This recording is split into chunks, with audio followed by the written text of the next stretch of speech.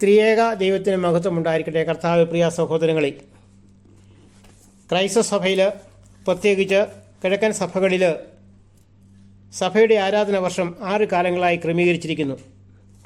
കൂദാശയത്വ ഞായറാഴ്ചയോടുകൂടിയാണ് ഈ 6 കാലങ്ങളിൽ ആദ്യത്തേത് ആരംഭിക്കുന്നത്. രണ്ടാമത്തേത് എൽദോയോട് കൂടിയും, മൂന്നാമത്തെ കുതിന ഞായറാഴ്ചയോട് കൂടിയും, നാലാമത്തേത് കെംദ ഞായറാഴ്ചയോട് കൂടിയും ആരംഭിക്കുന്നു. പെന്തിക്കോസ്തിന് ശേഷമുള്ള കാലം 5-ാമത്തേതും ശ്രീവ പെരുന്നാളിന് ശേഷം കൂദാശയത്വ വരെയുള്ളത് 6-ാമത്തേതും ആണ്.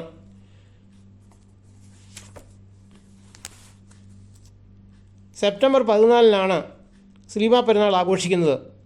ശ്രീവ പെരുന്നാൾ മുതൽ കെംദ വരെയും, കെംദ മുതൽ ശ്രീവ പെരുന്നാൾ വരെയും 2 ആരാധനാക്രമങ്ങളാണ് നമ്മളുടെ സഭയിൽ നിലനിന്ന് വരുന്നത്. ശ്രീവ പെരുന്നാൾ സെപ്റ്റംബർ 14 ആഘോഷിക്കുന്നത് പറയുമ്പോൾ മായോൽത്തോ പെരുന്നാൾ പോലെ ശ്രീവ പെരുന്നാളും പാലസ്തീനിൽ നിന്ന് ഉത്ഭവിച്ചതാണ് എന്ന പാരമ്പര്യം ഘോഷിക്കുന്നു. ഹെലനി രാജ്ഞി കർത്താവിൻ്റെ കുരിശ് കണ്ടെത്തിയത് സെപ്റ്റംബർ 14 എന്നാണ് പാരമ്പര്യമായി വിശ്വസിക്കുന്നത്.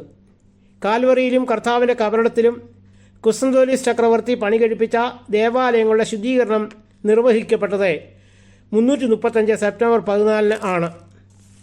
യെരുശലേമിലെ 4-ാം നൂറ്റാണ്ടിൽ അവസാനം 8 ദിവസങ്ങളിലായിട്ടാണ് ശ്രീവ പെരുന്നാൾ ആഘോഷങ്ങൾ നടന്നു വന്നിരുന്നതെന്ന് ചരിത്രം രേഖപ്പെടുത്തുന്നു. പിന്നീട് സുറിയാനി സഭകളിലും ബൈസാനി സഭകളിലും ആചരണം തുടങ്ങി. റോമിൽ ഈ പെരുന്നാൾ 8-ാം നൂറ്റാണ്ടിൽ ആരംഭിച്ചതാണ് കരുതുന്നത്.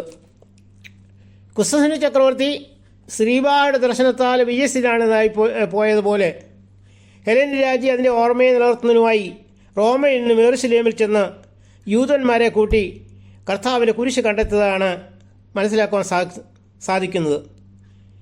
കർത്താവിൻ്റെ കുരിശിൻ്റെ ശക്തി മനസ്സിലാക്കിയതിൻ്റെ ഓർമ്മയാണ് സെപ്റ്റംബർ 14. പല കുരിശുകൾ കണ്ടെത്തിയെങ്കിലും കർത്താവിൻ്റെ കുരിശ് തിരിച്ചറിയാൻ നടത്തിയ ശ്രമം അതിസംഭ്രമകരമായിരുന്നു എന്ന് പറയാതിരിക്കുവാൻ നിവൃത്തിയില്ല. ആ വഴി വന്ന ഒരു ശവശരീരം കർത്താവിൻ്റെ കുരിശിൽ തൊട്ടപ്പോൾ ജീവൻ പൂണ്ടു എന്നാണ് ചരിത്രം ഘോഷിക്കുന്നത്. ഇങ്ങനെ വിശ്വാസികൾ പാടുന്നു: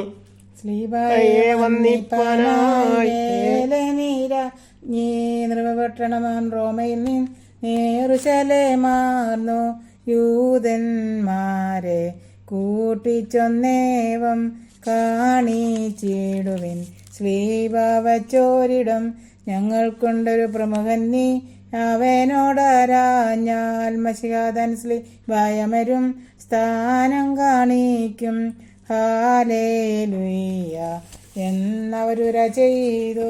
സഹോദരങ്ങളെ, നമ്മുടെ ജീവിതത്തിലെ ശ്ലീബായ്ക്കുള്ള സ്ഥാനം അതിമഹത്തായി എന്ന് ഇതുകൊണ്ട് മനസ്സിലാക്കുവാൻ സാധിക്കും. ശ്ലീബയുടെ അടയാളത്താൽ നമുക്ക് കോട്ടയും രക്ഷയും ഉണ്ടാകട്ടെ. രോഗത്തിൽ നിന്നും, പാപത്തിൽ നിന്നും, ദുരിതത്തിൽ നിന്നും, കഷ്ടതകളിൽ നിന്നും, പ്രയാസങ്ങളിൽ നിന്നും, ദുർമാർഗത്തിൽ നിന്നുമൊക്കെ ശ്ലീബയുടെ അടയാളത്താൽ, ശ്ലീബയുടെ ശക്തിയാൽ നമ്മൾക്ക് വിജയം നേടുവാൻ സാധിക്കട്ടെ എന്ന് ആത്മാർത്ഥമായി പ്രാർത്ഥിക്കുകയും ആശംസിക്കുകയും ശ്ലീബ നമുക്കെപ്പോഴും കോട്ടയായിരിക്കട്ടെ എന്ന് പ്രാർത്ഥിച്ചുകൊണ്ടും ഈ ലഘു പ്രസംഗത്തിൽ നിന്നും വിരമിക്കട്ടെ.